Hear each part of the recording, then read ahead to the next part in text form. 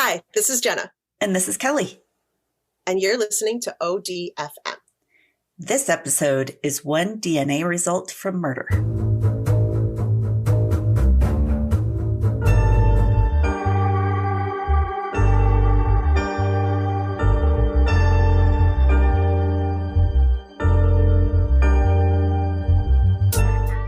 This is the one that we keep trying to record. This will be third time's the charm. Third time's the charm. And this time, Tina wants her story. I'm still trying to see if I remember the story. Good. Yep. Let's hope we don't. I don't know if I do. I mean, right. This was from our very first season, and we tried to record it like twice. Tina didn't want her story told then, but she does now, I've decided. Maybe she just didn't want to be part of 2020. And who could blame her? Yeah. Can you just save me for 2021, please? I don't even want to be a part of this. Third time's charm in the third season. This is another submission from my friend Bridget, whose story was another story that we did earlier in the first season. It was about the murders of Susan and Michelle Ingram. And they were the ones, the mother and daughter. Yes. That episode was episode 13 of season 1. I'm surprised it was that far. It was One Divination from Murder. That was the one. Oh, yes. Okay. I remember now. And I remember why we named it that. All right, cool. Yeah. All right. Yeah. Okay. Well, now that we're up to date on our own stuff. Yeah. Thank God somebody is. Yeah. Our recording equipment is. Okay. So this event happened later in life for Bridget. She was in college at the University of Nebraska in Lincoln. And she had a group of about 8 close friends she hung out with. And they did everything together, you know, kind of your little core group. Yeah. And her school was kind of similar to mine, that you're required to live on campus in the dorms for the first year, and then you could move off. Mm-hmm. Yours did that too, right? Yes. Mm-hmm. Okay, yeah. Totally. Which is always And then good, as soon as I could. Yep. Yep. And that's what these guys did. So the summer after their freshman year, a couple of our friends, Sarah and Tina, got an apartment together, and the others spread out to other places. So Tina McMenamin. Wow, that's not an easy one at all. It's not. McMenamin. But it's kind of fun to say. It is kind of fun to say. Yeah. She had a love for rock and roll and polar bears. Rock and roll and polar bears. That's hardcore. I know. Maybe I like that, though. A rock and roll polar bear. Sorry, when I hear rock and roll and polar bear, all I can picture is like I don't know why, a polar bear on roller skates, like going around, you know, like listening to rock, like they're blaring that over the roller rink. And I don't know why. Okay. I hear you. Stop drinking so much, apparently. Yeah. She grew up in Omaha, where she was a varsity cheerleader in high school, and she was involved in the school newspaper. Her mom described her at the time as not having yet found her niche, which who does in high school? I don't know. Oh, God, right. I guess if you found your niche in high school, then you probably are peaking and... Yeah. Oh, I had a niche in high school, but I'm glad it didn't stick. I'm glad I moved on to a different one. I mean... I'm done with that niche. I mean, I was a huge New Kids on the Block fan. I mean, I'm glad I jumped off that bandwagon. You know. Aren't they doing some reunion tour or something? Right, and I could be like following them around the country right now had I not found a new niche. Just the forever roadie. Exactly. Yeah, they're like, but we're not even a band anymore. I know, I don't care. It doesn't matter. This is my niche. I have peaked. I have peaked. So she had spent her freshman year of college at classes like art, political science, and creative writing, which she excelled at. So she had a lot of different interests. Yeah. Some potential for different things. Her second story apartment that she shared with Sarah was only 5 minutes from her job. So that's kind of... That's nice. Handy. I kind of like that now. I have that right now. Isn't that do crazy? You? Oh my God, 5 minutes. I know. I mean, right now, since I'm working from home, I mean, I just have to go downstairs. But it's seconds away. I still run into traffic on the stairs. There's like toys and shit, you know. Dogs, so. yeah. Right, cats. Yeah, exactly. Mm-hmm. So Sarah and Tina had been friends since elementary school, and they were excited to escape the chaos of the dorms for their own place. Yeah. Which, all the music and crap pumping all the time. I remember that. Oh my God, just all kinds of stuff. Weird smells. Oh, yeah. You know, like, what are they doing in there? And then who burnt what in the microwave in the hall? And then God. Like, just all kinds of, But the apartment complex they chose was known as a quiet area with little crime. Seems smart for 2 girls by themselves. Yeah. On July 25th of 1995, Tina, who was 18 at the time, worked at Godfather's Pizza, which you said you guys didn't have out there, right? If we do, I'm not familiar with it. Yeah, I think they're mostly all closed up, but they have a few. I know there's one left in Denver, and they used to be really big out here. I remember going to them when I was a kid. But she was working a split shift and had left work at 2 p.m. I hated split shifts. That just sounds awful. Oh, I hated doing those. She was scheduled to work again at 5:30 for the second half of her shift. Ugh. It just sucked because you would finally get home, have like an hour, and then you had to go back. Ugh. Yeah, right. Barely enough time to rest. Right. But she did have that little bit of time to relax at her apartment before she needed to get back. Sarah, her roommate, left the apartment at 4:45 to go to her job. And I assume it's not at Godfather's Pizza. I didn't hear anything. I couldn't find where she worked. But Tina had called her friend Lou, L-U, and it's a girl, when Sarah left and spoke with her until 5:17. And she was scheduled to work at 5:30, so she should have probably left like right then. So she probably hung up the phone, grabbed your stuff, and left, you would think. Yeah. Lou was friends with both the roommates, and she invited them both to come to her house after Tina was done with work later that same night. Okay. So with her shift coming up, Tina scribbled a quick note to Sarah about Lou's invitation and stuck it to the fridge so that when, she got home, she would see it and she would have plans. 5 hours later at 10:15 p.m., Sarah came home to a dark apartment. This was weird because the light switch, which was pretty far from the door, about 12 to 15 feet away. Who planned that shit? I know. It's a horrible plan. Isn't that terrible? Usually you have it right by the door when you walk in so you can flick it. But because it was so far away, they would always leave the light on for whoever came home so that they wouldn't have to pass through the dark apartment. Yeah. Right. So Sarah, after kind of feeling along the walls and finally finding the light, gets the light on, and she's surprised to see that the apartment has been completely ransacked. Like there is shit everywhere. Her first thought is that Tina had already gotten home, and then seeing her apartment possibly like burglarized, maybe she left to go get help or wait someplace safe for her. Right.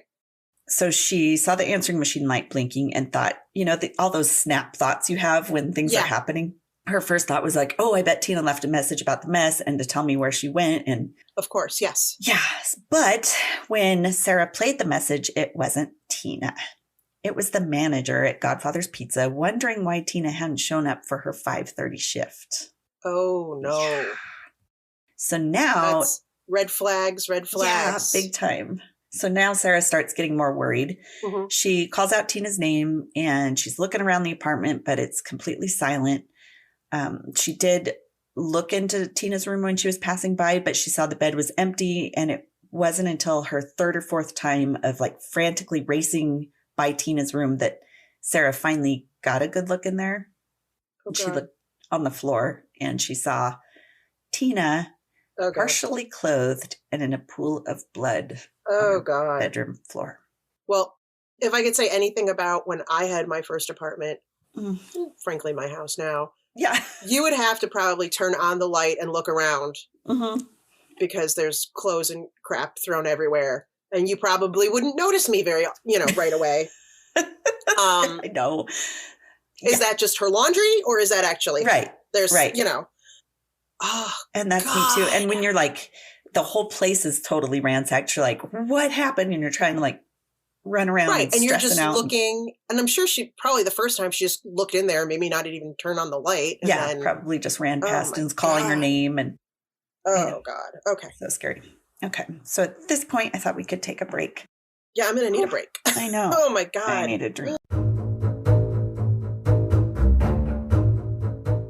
So Kelly, I really look forward to discussing true crime stories with you for our podcast each week. And you do such a great job of putting it together. Thanks. Well, I use Anchor, so it makes it so easy. I love the creation tools. They allow me to edit and record right from my phone or computer without all the expensive or confusing software. And it's free. Wow, all that and it's free? Yeah. Plus, they distribute our podcast for us, so we can be heard on Spotify, Apple Podcasts, and so many more. That's awesome. And we can make money from our podcast with no minimum listenership, right?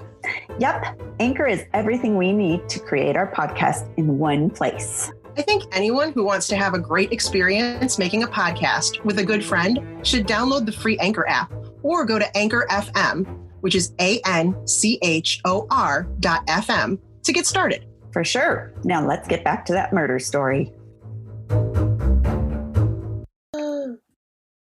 All right, so now that we're back, Sarah, Tina's roommate, calls the police, who tell her to leave the house until the officers show up. Yeah, probably a good idea. Yeah, there was no sign of forced entry, but because of the mess, officers initially assume it's a burglary gone wrong. But again, if it had been my apartment, yeah, it could have just been a Tuesday. They're like, oh, is she just messy, or did someone it's come hard in to here? say sometimes. Okay. Me too. Police are met with the strong scent of bleach emanating from the bathroom. Oh. Yeah. And when they get to Tina, they discover she's been stabbed 7 times. Oh my. That's excessive. That's a lot, right? Ugh. Her injuries are consistent with a physical assault, and there's a cut across her throat. There's blood on the walls, the floor, on her clothing. How messy was her room? I know. She didn't notice that right away. I know. It makes you wonder, like... Damn. I mean, again, mine was really messy too, but... Right, but... Wow. I think you'd see blood splattered everywhere. But, now I'm just wondering, I mean, I don't want to speak ill of the dead, but she might not have been, very tidy.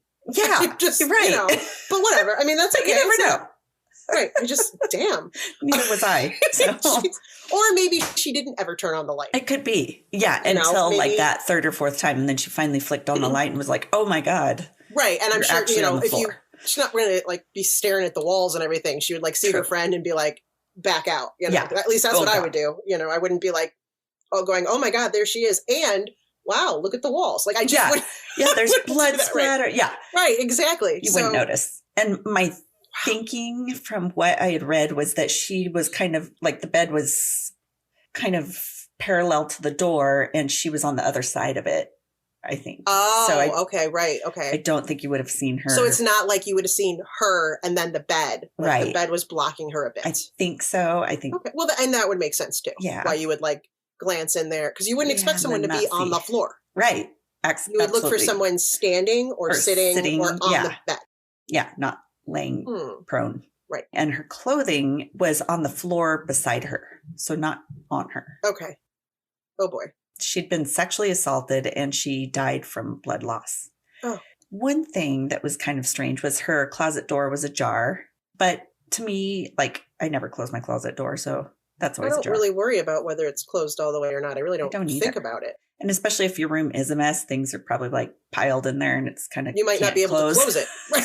There's like stuff falling out. I mean, basically that's how. Or so I've heard from other people. Yes, not me. Never. No, never. I'm so clean. I'm not. Yeah. That would not strike any kind of like note in my mind. Not for mine. Closet door ajar. Yeah. Okay. Be like, yep, that's how it always is. Right. It'd probably be more strange if it was closed. Be like, oh, look. What do you expect, in there. company? Like, yeah. That would be me. I'd be like, wow. Wow. They closed the doors. That's fancy. Yeah, right. Pope's coming. The Pope's coming. Oh, God. That would be dangerous at my house if the Pope was coming and be like, uh-oh, this is for an exorcism or something. I don't know. There you go. Something major. You have that portal. I do have the portal. I do. You're right. That's probably why you'd be here. There was also a wood-handled knife laying beside her left hand on the ground. The police weren't able to determine whether the knife came from the apartment or if the perpetrator had brought the knife with him. Okay. So, I don't know. I remember us talking about this before, but like if you are combining 2 little dorm households together, everybody's got kind of hand-me-down knives and all that kind of stuff. Yeah. Yeah, when I got my first apartment, we didn't like go out and buy a set of silverware. It was just like, I took this one from my mom's kitchen and I snagged this spoon. Someone else gave me that one because they didn't. Right. Everything is just hodgepodge. They're not. So I don't think Sarah, her roommate, was really sure if it was theirs or not. But right. And I wouldn't have either. So I would have been like, Yeah, I don't know. Could have been. So the knife, along with another knife and a wallet, allegedly, they said, left on the floor, were taken into evidence. I'm not sure about the allegedly thing. Like, what is that allegedly? Maybe because Sarah wasn't sure whether they belong there or not. I don't know. It's kind of weird. Again, I get the feeling that they have a typically messy apartment. So that they just, No, I think so too. Which also is starting to make me think that maybe I should keep my things more orderly. I know. Should something unfortunate happen, and then the police aren't like, we don't even know if this is supposed to be here. It's true. We can't tell. We can't even tell. Just another friendly reminder. Yes. That you should clean your house. Maybe clean your house.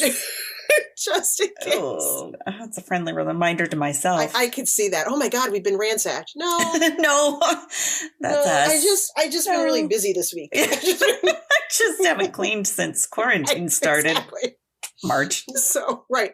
Okay, so 2 residents of the apartment complex who had been home since 5:15 reported they hadn't heard anything, but a different resident reported seeing a white man with long blonde hair running through the area at 9 p.m. Oh. Which, I mean... Wait, running away from something, or like he was jogging? Jogging, that's what I'm not really sure about. I mean... Because those are 2 different kinds of runs. Right. Like, one is like, holy shit run, and the other one's just like...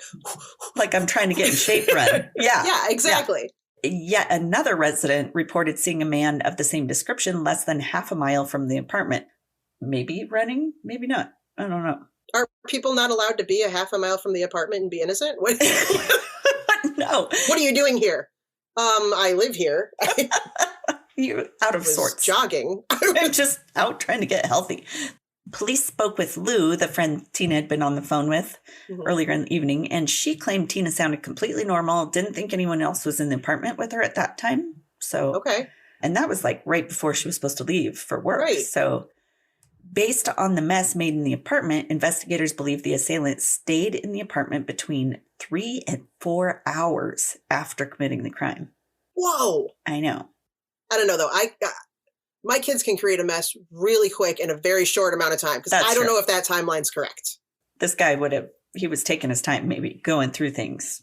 Maybe that's what it is. But I'm just like, for the police to be like, it would take 3 or 4 hours to make this mess. Like, do you have kids? Because experiment time. You get destroyed real fast. Let me show how talented my kids are at messes. Right. Okay. All right. But they're thinking he was there for several hours. Yeah. Oh gosh. And then Sarah came home. Yes. So according to Sarah, the killer had gone through almost everything they owned. Oh my God. Okay, that would take a little bit of time. Plus, bleach had been used to clean up evidence after the murder, although no bleach was found on Tina or in her bedroom. Oh. So it's likely the killer was cleaning himself up, and the police thought that upon leaving the apartment, he would have smelled really strongly of bleach and would probably have injuries from his struggle with Tina, since he I wonder did stab if he her brought so much. his own bleach, or if they had bleach in their apartment. That would be a lot of pre-planning. They had Probably proper cleaning equipment. Much easier if he used it at this. But you can't guarantee people have bleach. I mean, at my old house, we had a septic tank and you couldn't use bleach on stuff. So. Oh, well, see, you better. You better I don't know. Bring your Clorox own. wipes work the same. You know what I mean? As far as evidence, I don't know. Yeah, because then you're like throwing those away, and then they're like, "Wait, we'll just use these." So, interesting. Okay. Yeah. Police spoke with the manager at Godfather's Pizza, who left the message for Tina earlier when she missed her shift. He said he was surprised and worried when Tina didn't show up for a shift because she was so reliable. And it was unlike her to not notify anyone if she wasn't going to be able to make it to work. She would have found a replacement, all that kind of stuff. Okay. So she was definitely going to work. Everything was totally normal up until 5:17. Right. Sometime after 5:17, shit went down. Mm-hmm. Okay. Tina's car was taken into processing, and towels from her bathroom were also taken in for testing. Blood samples and clothing were also tested, as well as 4 fake fingernails that belonged to Tina and hair samples. Oh. So probably when she was in the struggle, they came off. So much easier to get fingernail evidence when the fingernails are removable. Yeah, just, true. Hey, if we just found these. I just thought of something. Okay, so this is in July, right? Right. And you said, and then like 5 o'clock. So it shouldn't be dark. Right. It should you don't still be normally pretty light. think of these things happening. Midday. Just same like that other story where the hammer killer. Yeah, middle of the day. Middle of the day, like 2 p.m., middle of the snow. Yeah, these are things that you assume happen Under the cover of night, right? Yep. Oh my God. Okay. Ooh. So the most promising item taken in evidence, though, was found clutched in Tina's hand. Oh. It was a single long blonde hair. Oh my God. Okay. The runner, remember, had long blonde hair. Yeah. Oh my God. So here's where we'll take another break. Do you own a small business or make cool and unusual handcrafted items? We love artists and small business owners, and we would be stoked to help get the word out about yours. Consider advertising with us through this podcast. It's super affordable, and our podcast reaches every corner of the U.S., even worldwide.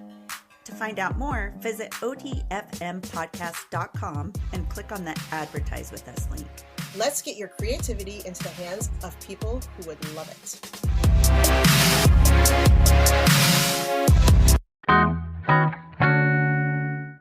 Think about long blonde hair. Girl, you have long blonde hair. I'm just saying. I do. But I'm not a dude. They said it was a dude. But I'm not a dude. I guess I can sometimes look like a dude. I'm not a dude. I'm not a dude. I swear. Don't make me prove it. Oh my God. You don't want to see that. There's a t-shirt you could make. Not a dude. Not a dude. Don't make me prove it. Don't make me prove it. Oh God. Then you'd have like those gross drunk guys coming up to you going, ugh, prove it. I don't believe you. Prove You it. gotta see it. Ugh. Right.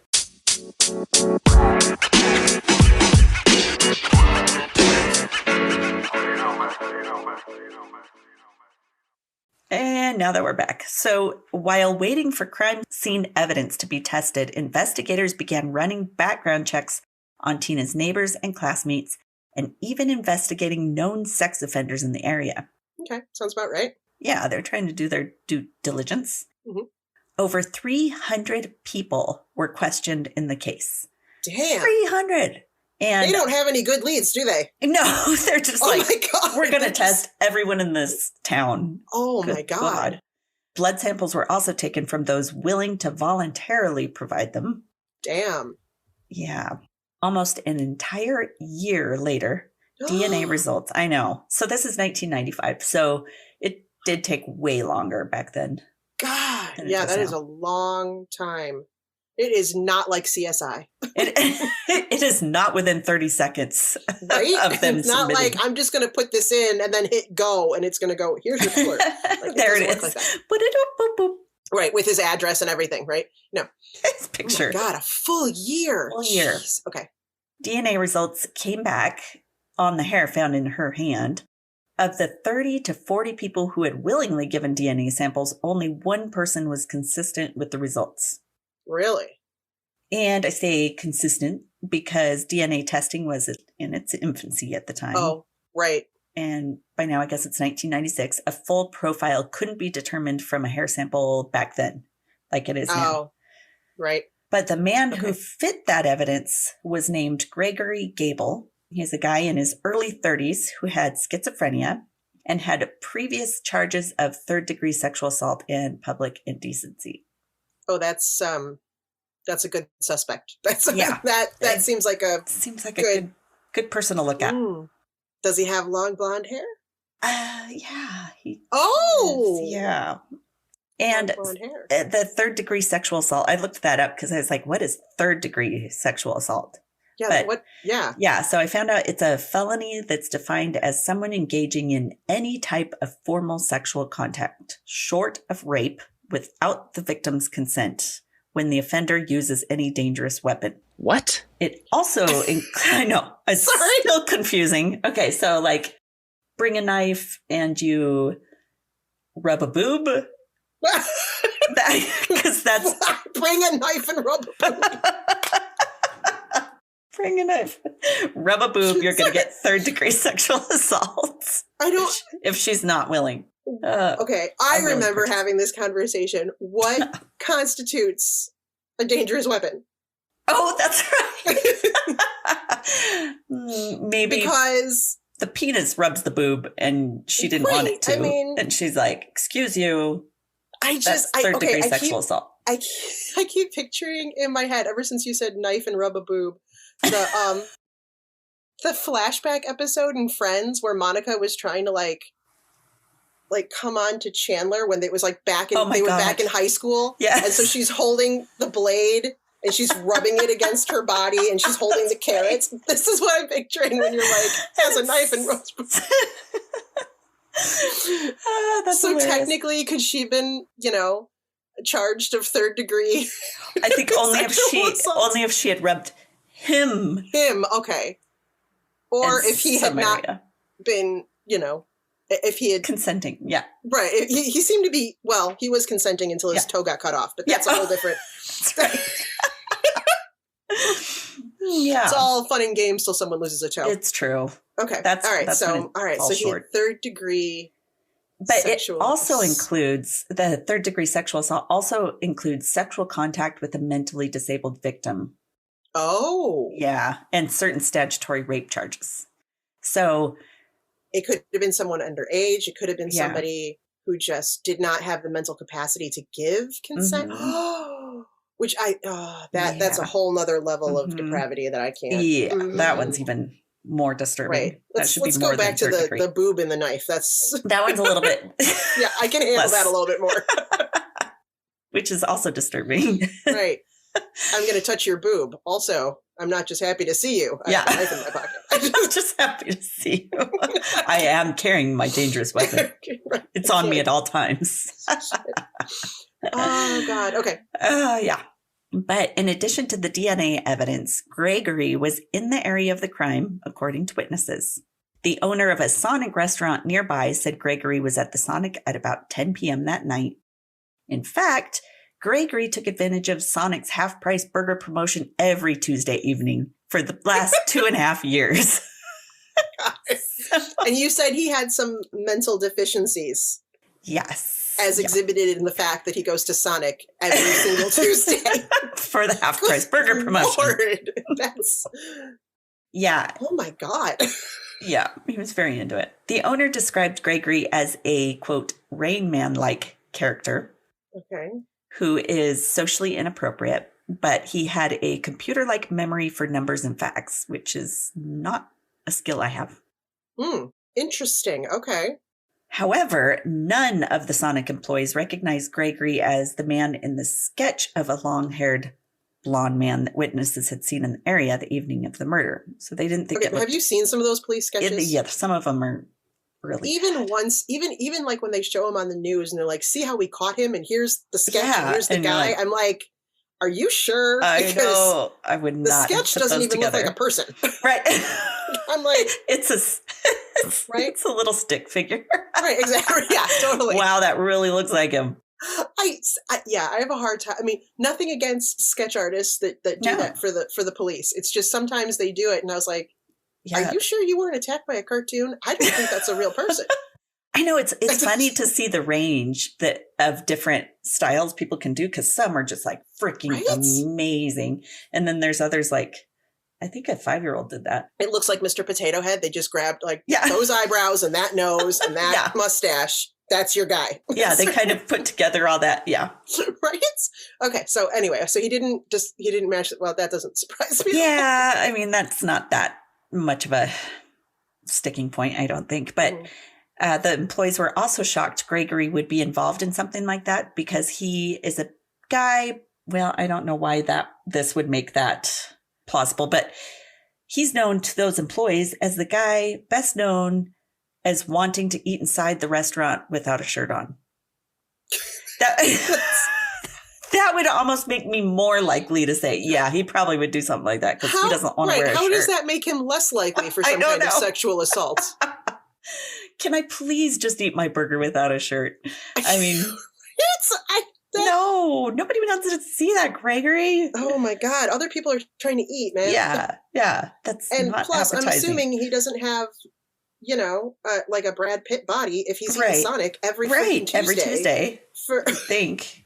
No one wants to see that. Ew. No. Okay. No. On June 25th of 1996, Gregory Gable was arrested. Okay. He maintained his innocence throughout the investigation and entered a not guilty plea.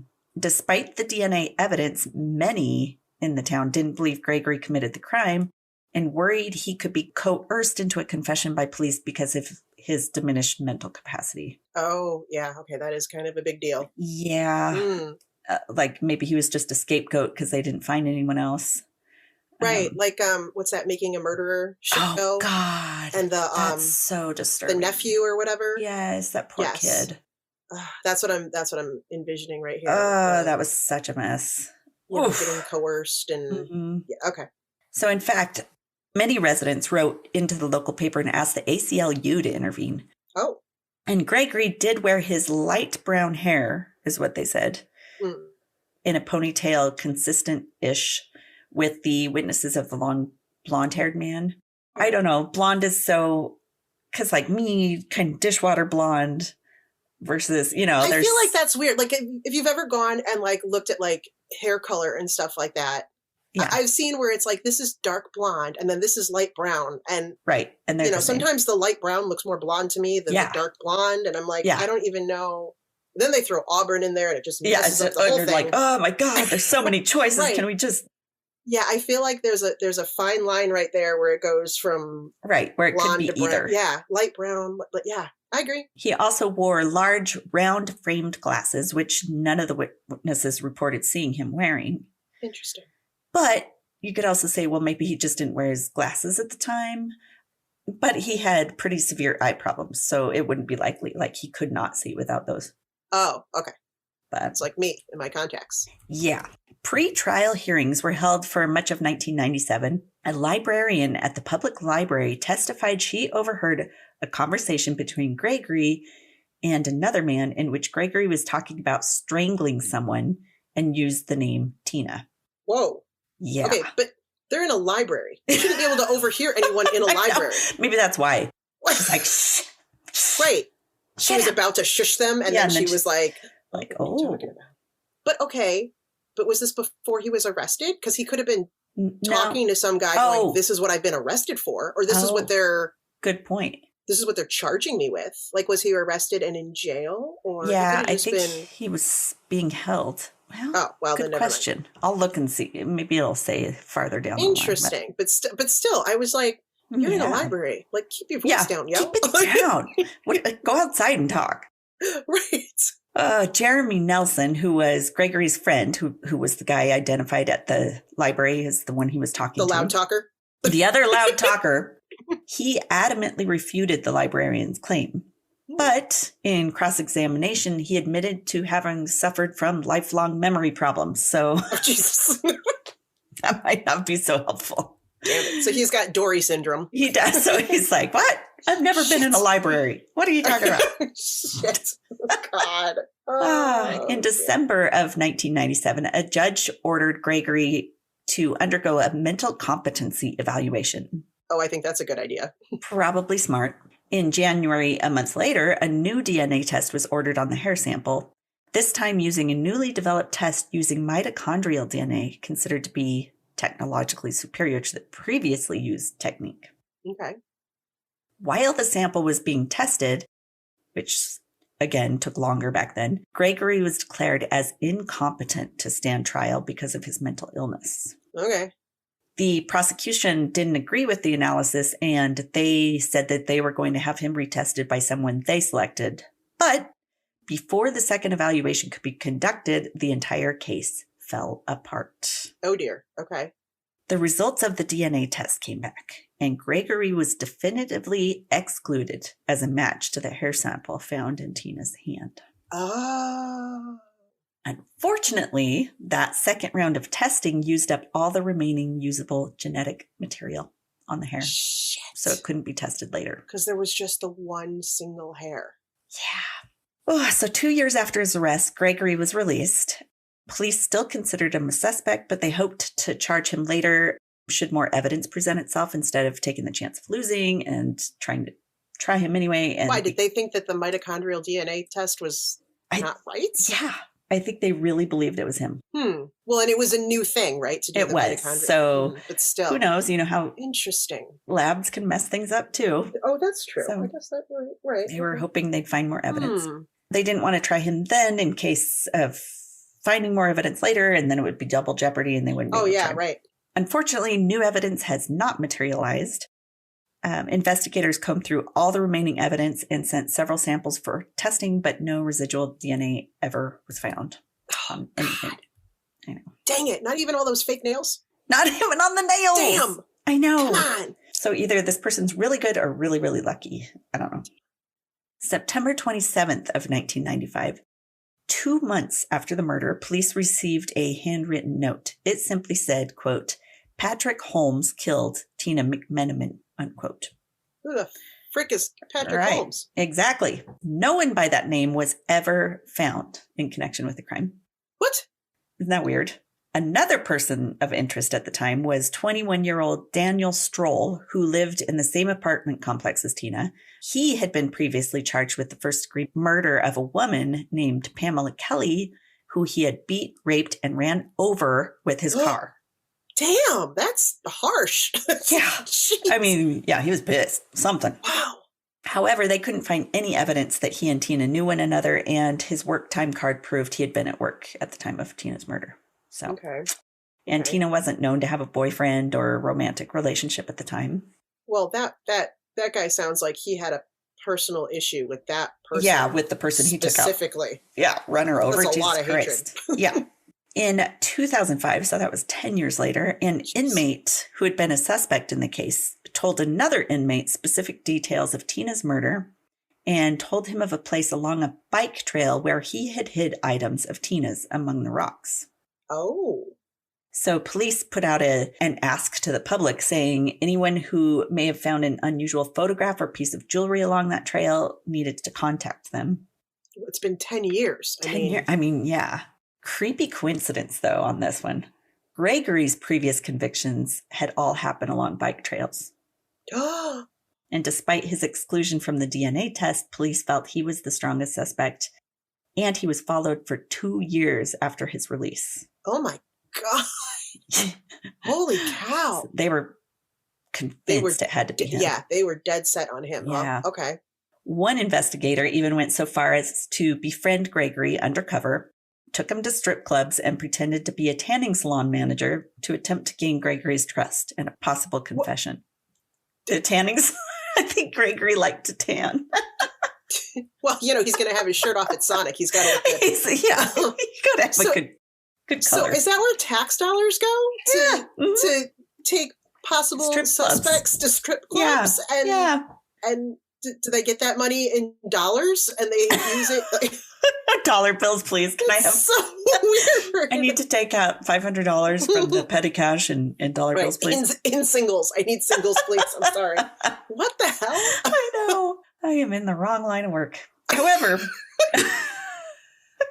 Gregory never did admit anything involving Tina, and he never provided new evidence. Did anyone take him to a library and talk to him loudly?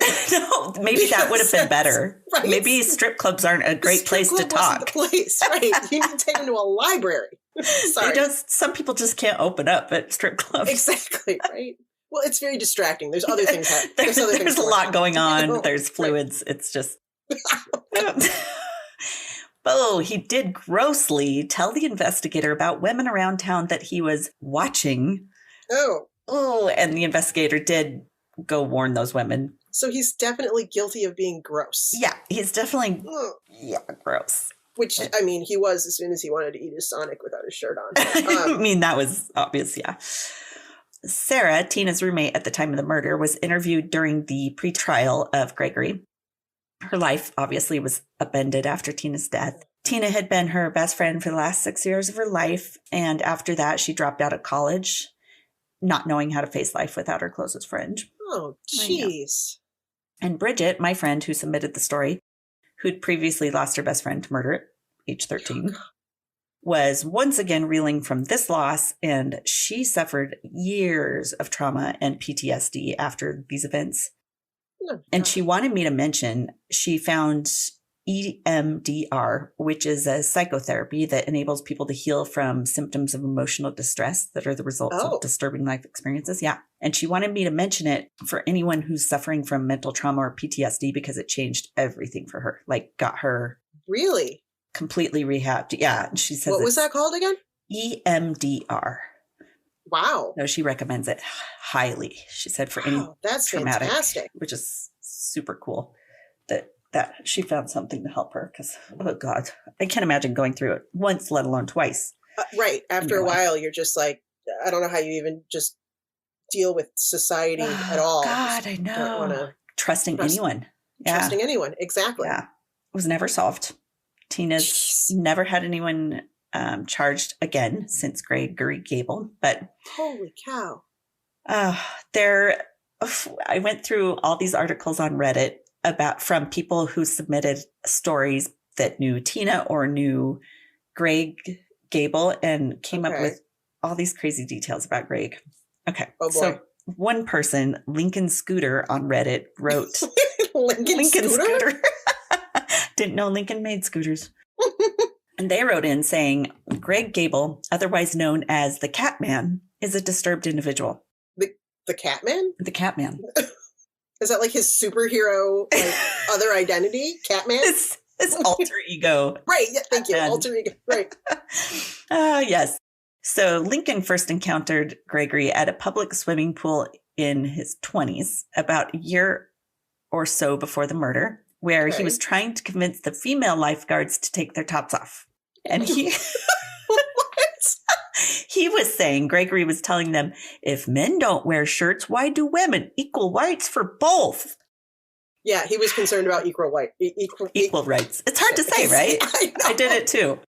That was his motivation. Yeah, that was his motivation. He wanted to make sure that women were being treated fairly. Yeah. What the hell? Yeah, right. But apparently he was asked to leave several of the public pools because of his behavior. Not surprised. He is all about having your chest out in the open. Yeah, he really likes chest. There's a theme here. Yeah. He also loved to strip. That's right. This is Lincoln still talking. Oh, God. Ah, that's right. Strip at the local, quote, amateur night strip contest at one of the downtown clubs. No. They say the one I remember seeing him most frequently at was called the Cactus Club. Why was this guy frequently at this place, and why was he always at amateur nights? Good point. Okay, we're gonna judge you too, Lincoln. Yeah, seriously. That's all right. It could be very entertaining. I kind of want to go. The men would strip first, and Greg was always the first to go. Oh, God. The DJs loved it because he broke the ice a bit. Oh, I'm sure. But once the semi-professionals were up, he would quickly be forgotten. The semi-professionals. The semi-pros. Oh, my God. Are you a pro? Only semi. I'm only... It was his claim to fame for a while in Lincoln. His stage name was Catman. How can you be an amateur and have a stage name? Right. Good I feel point. like that's at least a semi-pro thing. That sounds semi-pro. Yeah, they say he was a savant of some sort. I ran into him at a grocery store and all he was doing was reading the back of medicine bottles, Advil, Tylenol, all of them. He then could tell you exactly the ingredients of every medicine if you asked. And you never asked because he would follow you around the store. Oh, my God. Oh, yikes. Oh, God, that would be the worst. That'd be horrible. Oh, my God. And I'm too nice. I'd be like, okay, thanks. Please don't follow me home. He wore very thick lensed glasses, probably the worst prescription I've ever seen. I never saw him without his glasses, even swimming or stripping, etc. Hot, Gregory. Oh, yeah. So hot. He only rode a bicycle and he rode it everywhere. You could see him all over town, and Lincoln is a fairly sprawling city for its size, 250,000 at the time of the murder. And they wrote, dude put an ungodly amount of miles on a day. Lincoln maybe he did burn off all that Sonic. Well, yeah, there's a little bit about him on here, about his body.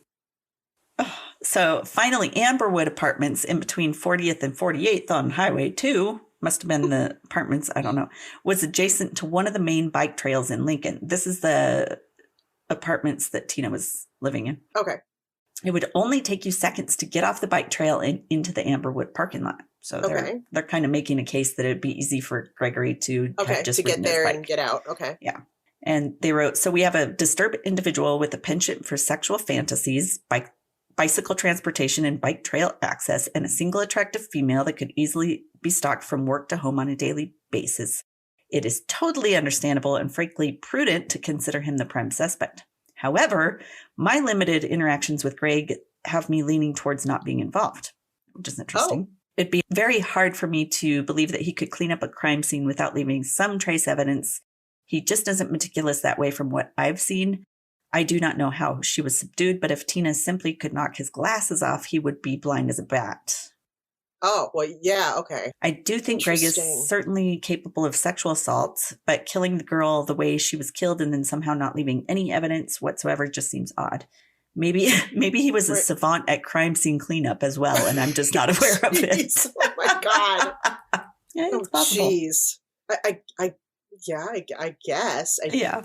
And they wrote, if Greg was the culprit, the suspect described running through the parking lot and then on the corner down the street would not be Greg. He would have gotten right back on his bicycle and got up on the bike trail and no one would have noticed. Yeah, that's totally true. He wouldn't have been running that way. He just would have taken the bike trail. Yeah. Interesting.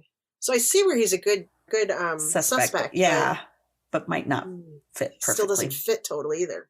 And then another person on Reddit had a good explanation for the slightly ajar closet door.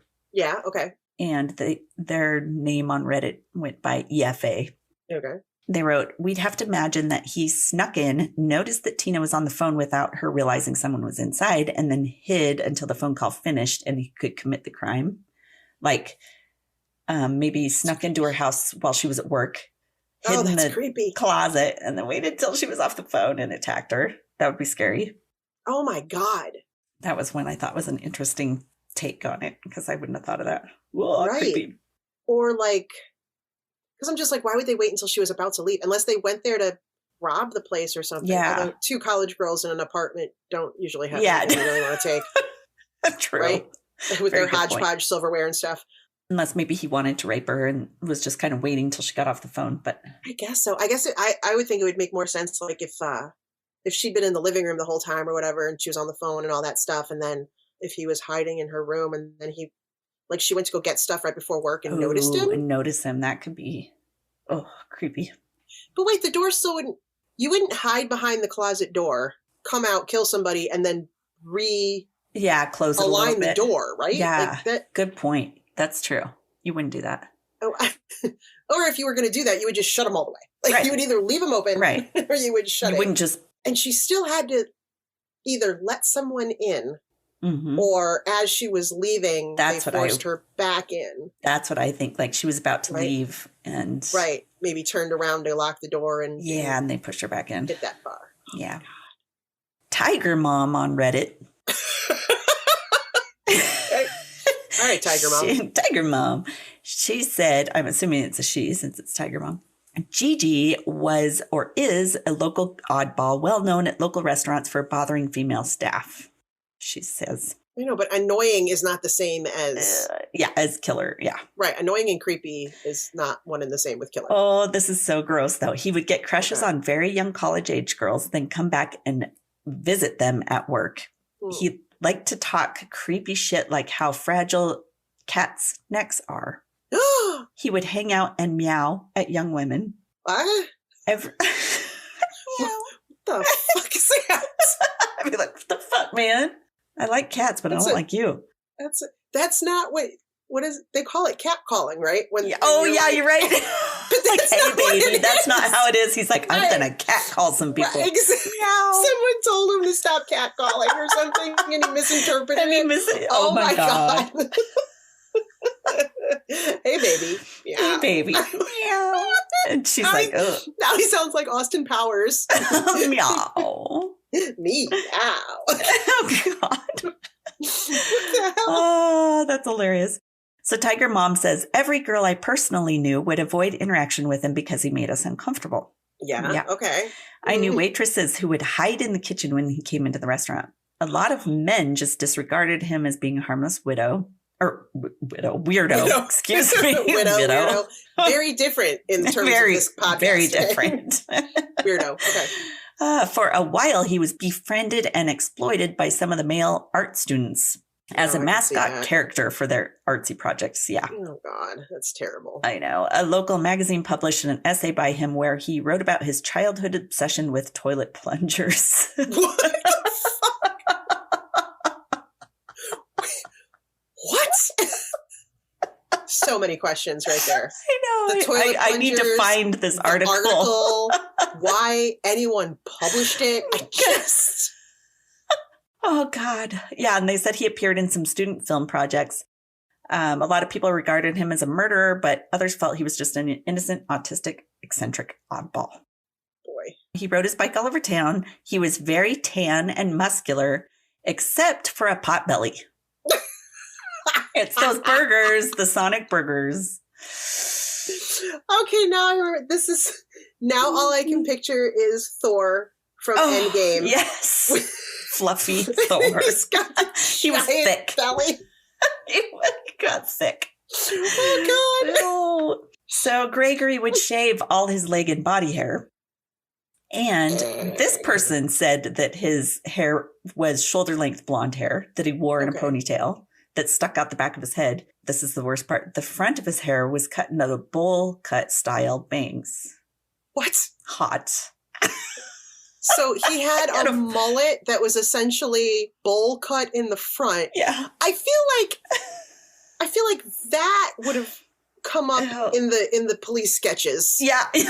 Right. That would have been like, all right. I know I'm going to sound ridiculous, but the person I saw had a bowl really cut in front and then party in the back. Oh, God. But again, like I said, a lot of those police sketches look like they might be like not real people. And yeah. Exactly. I don't know. I would have been like, I don't truly believe that you saw somebody who looked like that. Yeah. No, I'm redrawing this shit. This guy doesn't exist. Bowl cut in the front and party in the back.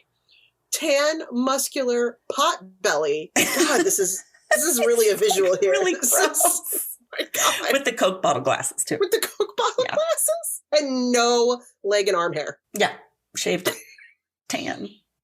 But this person, also knew about the amateur strip nights. But they said his stripper name was Night Rider. Just stop. You're just making shit up now. This is not Night Rider.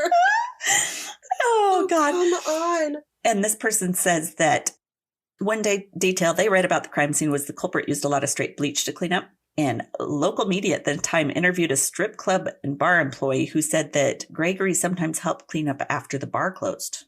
And they recalled how he loved using bleach to clean up all the bodily fluids. Okay. I'm going to gag. But now you don't have to eat dinner tonight. You'll save you some calories. My God. Yeah, seriously. Yeah. Wow. And then not much to say about that. Yeah. Wow. Gross. I don't know if I could handle that job. But this person, Tiger Mom, says someone affiliated with the local police department once told her that they know he is the killer, but that multiple mistakes were made in the investigation and that eliminated any evidence. Shit. Yeah. Shit. Let's see. Oh, and she also says she hasn't lived in Lincoln for years, but the last time she ran into Gregory was on the bike trail in town in the early 2000s. He's still out there riding the bike? Still out there riding the bike. Oh, my God.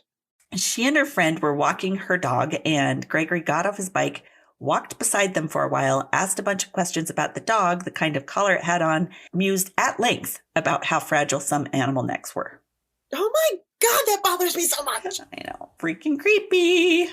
That is the story of Gregory Grable. I'll have to put some pictures up of him. Do you have something with a bowl cut? And oh, God. Okay. I'm picturing all those awkward family photo memes. Oh, God. Is he in one, maybe? I feel like he's in one. He should be. He should be. Oh, God. He's the type I used to attract quite often. I'm not sure if it was because I was I was nice, you know? Oh, and they weren't used to attract. People. Sorry, I heard you as that I used to be attracted to. God. I love bowl cut mullets. Please. Anybody, everybody. That's why I was like, wait, what did you just say? Oh, I hope there's like attract. Okay, that's I'm not attracted to, but I hope this now becomes a big thing. Suddenly, there'll be all these guys like, oh, I've heard bowl cut mullets are hot. Oh, Jesus. Please don't let this Don't blame me. Don't blame me. Oh, my God. I guess I could do my sources. I have a lot of them. So Reddit, of course, with all those wonderful stories I got. Lots of good info. That was good stuff. The Journal Star, the Daily Nebraskan, Sioux City Journal, LNENortheastern.com, DailyNebraskan.com. Wow, okay. That was entertaining. I hope it recorded this time. It says it's recording. I don't want to tell it. I will not tell it again. I mean, that was the third fucking time. I am done. Oh my God. But it's still good and entertaining. So it's highly entertaining. Lots of good stuff there. Man. I know. Okay. So well, thank you for putting up with us. Yeah. And thank you for listening. Stay odd. Everybody. Thank you for listening. Gregory. That's not the kind of odd we want. Okay, let's not do that. Yeah. Stay odd, but not. Stay odd, but not creepy. Gross. Yeah, not creepy, please. Take the creepy out. Take the creepy out. Leave the creepy at the door. We don't need creeps. Thank you, everybody. Thank you. We'll see you next week. Bye. To see images from this story, follow us on Facebook, Instagram, and Twitter at ODFM Podcast, or on our website at odfmpodcast.com, where you'll also find a link to our merch store, where you can get awesome stuff like t-shirts, mugs, stickers, and more. And if the weekly podcast just isn't enough to fill your ODFM cup full, join our fan club on Patreon for more content like minisodes, bloopers, and discounts at our merch store. That site is patreon.com/ODFM podcast. And if you do love our bloopers and need more than we naturally do, which is a lot, buy us a glass of wine at buymeacoffee.com/ODFM podcast. Thanks for listening to another episode of ODFM, hosted by Kelly DeVries and Jenna Swanson. Production and editing by Kelly DeVries. Theme music by Eric Swanson. ODFM is a satirical true crime podcast for entertainment purposes only. The stories you hear are serious and true. The comments and opinions are not. We apologize if any of our content is harmful or disrespectful.